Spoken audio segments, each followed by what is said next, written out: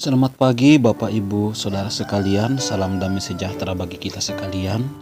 Saya mengajak kita untuk melakukan ibadah sejenak sebelum kita lebih jauh menjalani kehidupan sepanjang hari ini.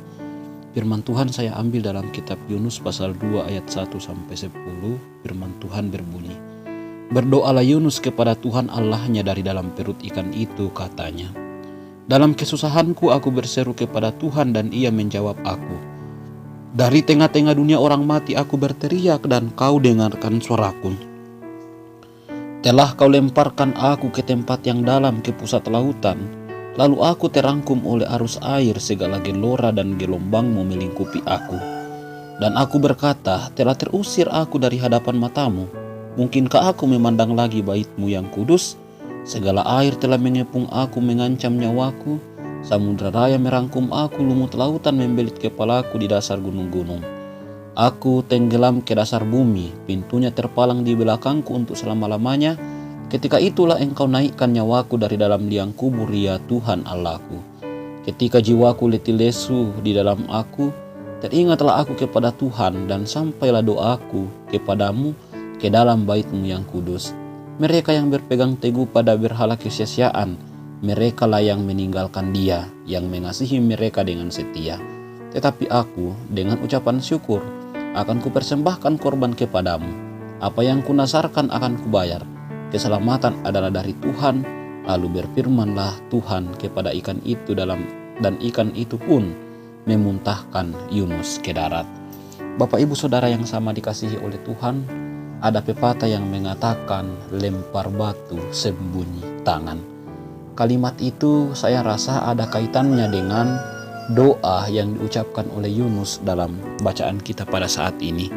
Kalau kita memperhatikan isi doa yang diungkapkan oleh Yunus di ayat yang ketiga, Yunus seakan-akan mau mengatakan kepada Tuhan bahwa ketika Yunus dibuang ke dalam laut itu karena Allah yang membuang dia. Sehingga jelas sekali kalau kita memperhatikan di pasal 1 bacaan kita, bahwa Yunus sendirilah yang meminta kepada orang-orang yang ada di atas kapal itu supaya mereka membuang Yunus ke dalam laut. Hal ini ingin mengatakan bahwa seakan-akan Yunus mau menyembunyikan apa yang dia lakukan di hadapan Allah dan bahkan seakan-akan mau menyalahkan Allah akan apa yang dia alami itu. Bahkan kalau kita perhatikan di ayat yang keempat, dia mengatakan, "Telah terusir aku dari hadapan-Mu." Seakan-akan mau ingin mengatakan bahwa Allah telah mengusir Yunus dari hadapan Allah. Sementara jelas sekali kalau kita memperhatikan di ayat yang pertama bahwa Yunus sendirilah yang membuat dirinya menghindar di hadapan Allah. Ketika Allah memerintahkan Yunus pergi ke Niniwe, namun malahan Yunus pergi ke Tarsis dan lari dari hadapan Allah. Sudah ada 2 poin Bapak Ibu Saudara bagaimana Yunus mau menyembunyikan kesalahannya kepada Allah, mau menyalahkan Allah dari segala kejadian yang dialami di dalam doanya. Dan kalau kita memperhatikan di ayat yang ke-8, dia mengatakan bahwa mereka yang berpegang teguh pada berhala kesia-siaan, mereka lah yang meninggalkan Dia. Ini ingin mengatakan kepada kita bahwa tanpa sadar Yunus sendiri dia sementara membicarakan dirinya. Siapakah orang yang meninggalkan Allah? Padahal Yunus sendirilah yang meninggalkan Allah. Allah sangat mengasihi dia, tetapi Yunus sendiri yang pergi meninggalkan Dia. Di ayat yang ke-9, "Tetapi aku dengan ucapan syukur akan memberikan korban kepadamu, apa yang kunasarkan akan kubayar. Keselamatan adalah dari Tuhan."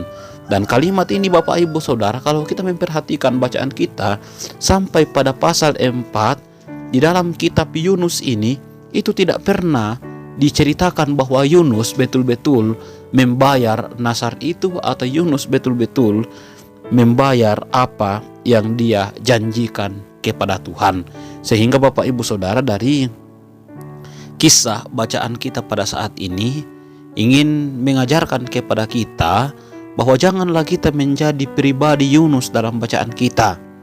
Yunus ini adalah orang yang melakukan kesalahan kepada Allah, bahkan dia mengalami penderitaan akibat dari permintaannya sendiri. Tetapi di tengah-tengah penderitaannya ketika dia di perut ikan, seakan-akan mau menyalahkan Tuhan akibat dari apa yang dia alami itu. Dan ada banyak atau mungkin ada di antara kita sebagai umat manusia yang selalu melakukan hal itu. Kita cenderung menyakiti hati Tuhan, kita cenderung membuat Tuhan terluka, melanggar perintah-perintah Allah, melakukan perbuatan semau kita, bahkan kita lari dari perintah-perintah Allah. Dan ketika hukuman atau ketika pergumulan menimpa kita, barulah kita seakan-akan mau menyalahkan Tuhan karena Tuhanlah sehingga kita mengalami pergumulan itu. Itulah karakter orang-orang yang tidak mengasihi Tuhan. Itulah karakter orang-orang yang tidak sayang kepada Allah. Dia seakan-akan mau menyembunyikan kesalahannya di hadapan Allah. Tentu itu menjadi peringatan bagi saya, bagi kita sekalian, Bapak Ibu Saudara, supaya dalam segala aspek kehidupan kita, jangan sampai ketika kita mengalami masalah, ketika kita mengalami pergumulan, kita mau menyalahkan Tuhan tanpa sadar bahwa semua itu terjadi akibat dari perbuatan kita sendiri. Hal yang kedua, Bapak Ibu Saudara, Yunus seakan-akan mau menyalahkan orang-orang lain yang tidak tahu berterima kasih kepada Allah, padahal dia sendirilah yang meninggalkan Tuhan, dia sendirilah orang yang tidak mengasihi Allah. Kita sebagai manusia cenderung begitu gampang untuk menegur orang. Kita sebagai manusia cenderung begitu mudah untuk memperhatikan kesalahan orang lain tanpa sadar, tanpa kita peduli, bahkan kita tidak pernah memperhatikan akan kesalahan yang kita lakukan sendiri. Dan dari kisah Yunus ini ingin mengingatkan kepada kita, Bapak Ibu Saudara, jangan sampai kita mau menyembunyikan kesalahan kita dengan menggunakan kesalahan-kesalahan yang dilakukan oleh orang lain. Jangan sampai kita mau menyembunyikan pelanggaran kita dengan menutupi semua itu dari pelanggaran-pelanggaran yang dilakukan oleh orang lain. Tetapi tegurlah dahulu diri kita, baru kita menegur orang lain. Dan hal yang terakhir, Yunus memberikan suatu janji kepada Allah, akan memberikan ucapan syukur, bahkan akan memberikan korban persembahan kepada Allah dan nasar kepada Tuhan. Tetapi sampai pada pasal terakhir, Yunus tidak pernah menepati nasar atau janji itu.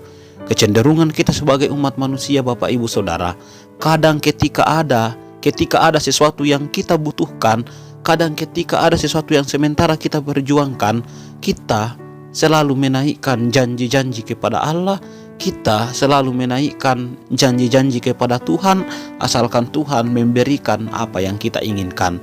Dan masalahnya, ketika Tuhan telah memberikan janji itu, telah kita lupakan, bahkan kadang kita tidak mengingat janji itu. Dan firman Tuhan mengatakan bahwa itulah perbuatan-perbuatan yang tidak dibenar di mata Allah. Oleh karena itu, Bapak Ibu Saudara, dalam perjalanan hidup kita, apapun yang telah kita nasarkan atau janjikan kepada Tuhan, jangan pernah kita berdusta kepada Allah. Tepatilah janji itu, karena mungkin di hadapan manusia kita pintar berbohong, tetapi ingat, di hadapan Allah kita tidak boleh berbohong. Dan serahkanlah hidup kita sepenuhnya hanya kepada Allah, Bapak Ibu Saudara, karena Allah adalah pribadi yang sungguh-sungguh mengasihi kehidupan kita sebagai umat manusia. Meskipun Yunus telah melakukan pelanggaran di hadapan Allah, mengecewakan dan mendukakan hati Tuhan, namun Allah tetap sayang kepada dia, Allah tetap memelihara dia, bahkan Allah menyelamatkan dia dari dalam laut itu lewat perut ikan supaya Yunus tidak mati. Itulah Allah kita sebagai umat yang percaya kepadanya, bahwa meskipun kita telah melakukan pelanggaran kepadanya, meskipun kita telah melakukan dosa di hadapan Allah, namun percayalah, Allah selalu mengasihi orang-orang yang sungguh-sungguh bertobat kepadanya dan sungguh-sungguh datang untuk mengakui kesalahan di hadapan Allah. Amin. Mari berdoa. Dengan segala ucapan syukur kami datang kepadamu ya Tuhan. Kami bersyukur, berterima kasih oleh karena Engkau menyertai kehidupan kami sepanjang malam ini. Kini kami akan menjalani kehidupan sepanjang hari ini, namun ajarlah kami sepanjang hari ini ya Tuhan, agar kami tidak menjadi Yunus yang baru sekarang. Kami tidak menyembunyikan kesalahan kami, bahkan tidak menyalahkan Allah atas segala pergumulan yang kami alami, namun kami pahami bahwa itu adalah bagian dari teguran yang harus kami ingat, dan kami lebih memperbaiki diri di masa yang akan datang.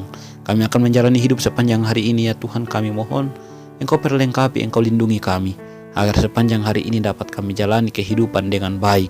Dan biarlah berkat-berkat-Mu senantiasa mengalir, bahkan kami terima sepanjang hari ini. Singkirkan jauh mara bahaya, sakit penyakit, sehingga sepanjang hari ini sungguh-sungguh dapat kami jalani hidup sesuai dengan apa yang Tuhan kehendaki. Terima kasih ya Tuhan, ini permohonan, ini permintaan kami, ini seruan kami. Dengarkanlah ya Tuhan, karena kami berdoa di dalam nama Tuhan Yesus yang adalah sumber segala berkat dalam kehidupan kami. Amin. Selamat pagi Bapak Ibu Saudara, selamat beraktivitas. Tuhan Yesus memberkati kita sekalian. Amin.